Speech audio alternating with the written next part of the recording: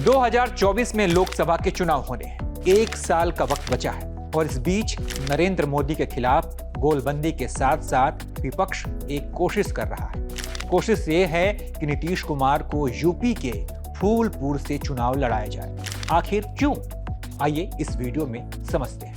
इसे समझने के लिए साल 2012 के यूपी विधानसभा चुनाव के परिणाम पर एक नजर डालते हैं।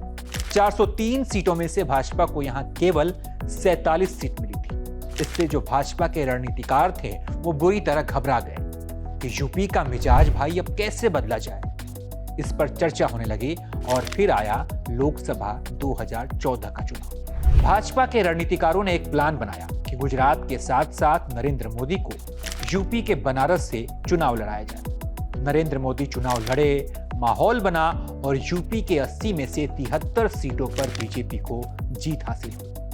मोदी के लड़ने का असर यह हुआ कि यूपी में भाजपा के लिए माहौल बन गया और यह माहौल ऐसा सेट हुआ कि 2017 विधानसभा चुनाव, 2022 विधानसभा चुनाव दोनों में ही भाजपा को बड़े अंतर से जीत मिली। अब विपक्ष के नेता भी यही चाहते हैं कि नीतीश कुमार को यूपी से लड़वाकर माहौल बनाया जाए। अब नीतीश कुमार पीएम मोदी की तरह कोई करिश्मा कर पाएंगे या नहीं, ये तो वक्त बताएगा। लेकिन ये नीतीश कुमार को यूपी के फूलपुर से चुनाव लड़ाने की एक वजह जरूर हो सकती है। इसके साथ ही नीतीश कुमार को फूलपुर से चुनाव लड़ाने के पीछे की एक मंशा वहां की जातीय समीकरण को लेकर भी हो सकती है। दरअसल यूपी में कुर्मी समाज का खासा राजनीतिक प्रभाव है। यूपी की सभी पार्टियों के सामने कुर्मी समाज को अपने पाले में लाने और उनके नेताओं को अगली कतार में जगह देने की मजबूरी भी रही है। मुलायम सिंह यादव के वक्त समाजवादी पार्टी में बेनी प्रसाद वर्मा नंबर 2 की हैसियत रखते थे।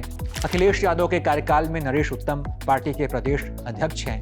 कांसी राम ने यूपी में जंग बहादुर पटेल, सोनेलाल पटेल, राम लखन वर्मा जैसे कुर्मी नेताओं के जरिए ही बहुजन समाजवादी पार्टी को वहां तक ले जाने में कामयाबी पाई जहां खड़ी होकर मायावती 4 बार सीएम बनने में सफल हुई। खुद भाजपा भी ओम प्रकाश सिंह, विनय कटियार और स्वतंत्र देव सिंह को प्रदेश अध्यक्ष बनाकर कुर्मी कार्ड को खेलती आई है। बात अगर हिंदी पट्टी की करें तो यहाँ पर नीतीश कुमार कुर्मी समाज और कुर्मी वोट बैंक की अहमियत से सबसे बड़े नेता हैं।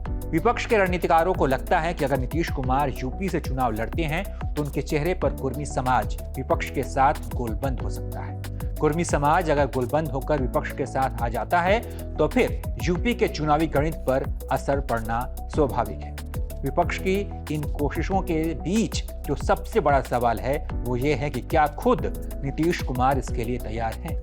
इसका जवाब ये है कि इसका फैसला नीतीश कुमार को खुद ही करना है कि उन्हें यूपी के फूलपुर से चुनाव लड़ना है या नहीं। उन्होंने अभी तक ये फैसला नहीं किया है कि वो राष्ट्रीय राजनीति में आने के इच्छुक हैं भी या नहीं। लेकिन 2024 के लोकसभा चुनाव को लेकर जिस तरीके से वो सक्रिय हैं, जिस तरीके से वो नेताओं से मुलाकात कर रहे हैं, जिस तरीके से वो विपक्ष के तमाम नेताओं को एक मंच पर ला रहे हैं, उससे ये माना जा रहा है कि वो राष्ट्रीय राजनीति में खुद को स्थापित करने की इच्छा रखते हैं।